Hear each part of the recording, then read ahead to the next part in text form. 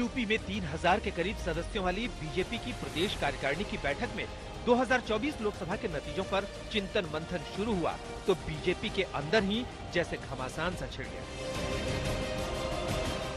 और लोकसभा चुनावों में बीजेपी यूपी में 33 सीटों पर क्यों सिमट गई, इस पर चर्चा से ज्यादा ब्लेम गेम की राजनीति शुरू हो गई।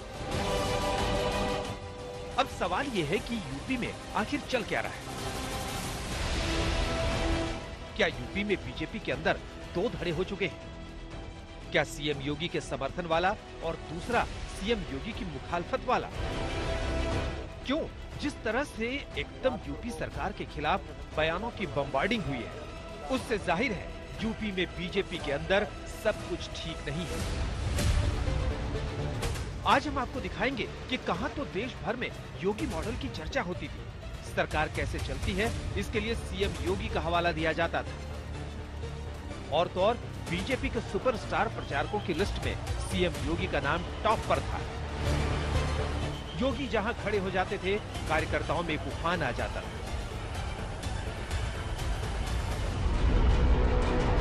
लेकिन लोकसभा चुनावों में जैसे ही यूपी के अंदर बीजेपी का रिजल्ट गड़बड़ाया, कई लोगों ने उत्तर प्रदेश सरकार पर सवाल उठाने शुरू कर दिए और माहौल गर्म होने की शुरुआत केशव प्रसाद मौर्य के बयान से होती।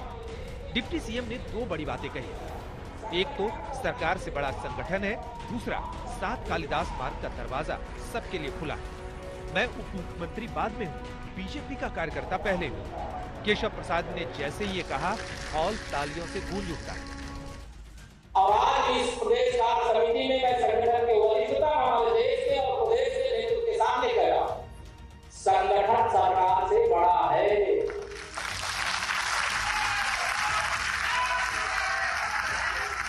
संगठन से बड़ा कोई नहीं होता है। संगठन सरकार से बड़ा है, बड़ा था, बड़ा रहेगा। 7 कालिदास मार्ग का दरवाजा। मैं अपने को हमारी तावड़ी जी बैठे, हमारी अरुण जी बैठे हैं, हमारी रेखा बहन जी बैठी हैं, राज्य में तो हमारे किसान मोर्चा के राष्ट्रीय जी बैठे, हमारे राज्य मंत्री जी बैठे, सबके सामने गया। मैं उप मुख्यमंत्री अपने को बात मानता हूँ, भारतीय जनता पार्टी का कार्यकर्ता पहले मानता हूँ।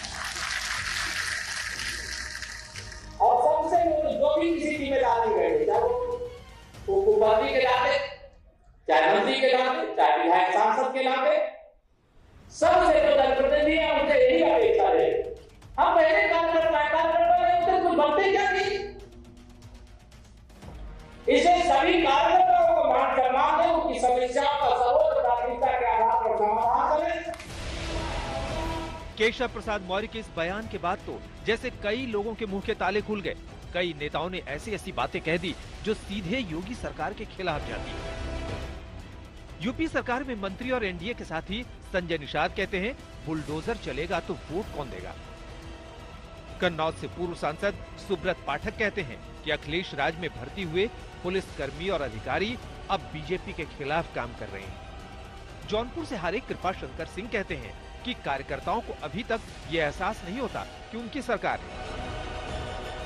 जौनपुर के ही बीजेपी विधायक कहते हैं कि केंद्रीय नेतृत्व ने दखल नहीं दिया तो 2027 जीतने में मुश्किल होगी। बीजेपी के सीनियर नेता राजेंद्र प्रताप सिंह उर्फ मोती सिंह कहते हैं कि थानों और तहसीलों में ऐसा भ्रष्टाचार उन्होंने अपने 4 दशक से ज्यादा के राजनीतिक जीवन में नहीं देखा। तो क्या इन बयानों को योगी मॉडल पर सवालिया निशान माना जाए और योगी मॉडल को बड़ी चुनौती मानी जाए? क्योंकि हाल ही में कई फैसले लिए और उन्हें वापस भी लेना पड़ा, जैसे शिक्षकों की डिजिटल हाजिरी पर रोक, लखनऊ के कुकरेल नाले के पास पंतनगर, रहीम नगर समेत इलाकों में बुलडोजर का रुकना और गाड़ियों पर हूटर वाली चेकिंग पर बीजेपी नेताओं का हंगामा। और जिस तरह से यूपी बीजेपी में हर कोई एक ही बात कह रहा है कि कार्यकर्ताओं की नहीं सुनी जा रही है, तो क्या लोकसभा चुनावों में यूपी में मिली हार का ठीकरा कार्यकर्ताओं का सम्मान न होने पर फोड़ा जा रहा है? और जिस तरह कार्यकर्ताओं को लेकर बयान आ रहे हैं, सवाल ये है कि क्या बीजेपी के कार्यकर्ताओं को यूपी सरकार में भाव नहीं दिया जा रहा है? लेकिन सीएम योगी कहते हैं कि अति आत्मविश्वास की वजह से यूपी में बीजेपी का ये हाल हुआ। तो क्या सीएम योगी का निशाना पीएम मोदी के 400 पार के नारे की तरफ है?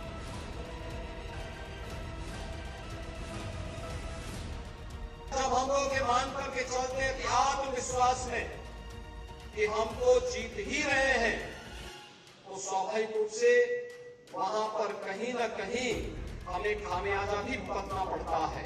और वह अति आत्मविश्वास कहीं न कहीं हम लोगों को जहां चोट पहुंचाने में, उस विश्वास पर खरा उतरने में, उन अपेक्षाओं पर खरा उतरने में, जहां कहीं न कहीं उस विश्वास पर कहीं न कहीं चोट पहुंची, वहीं साथ ही साथ जिस विपक्ष ने चुनाव के पहले हिम्मत हार करके बैठ गया था, तो आज फिर से उछल कूद करने का कार्य कर रहा है।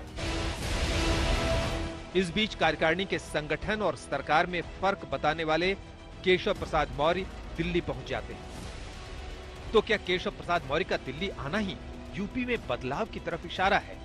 तो क्या इन बयानों को योगी मॉडल पर सवालिया निशान माना जाए और योगी मॉडल को बड़ी चुनौती मानी जाए? Subscribe to our YouTube channel and press the bell icon to get the latest update.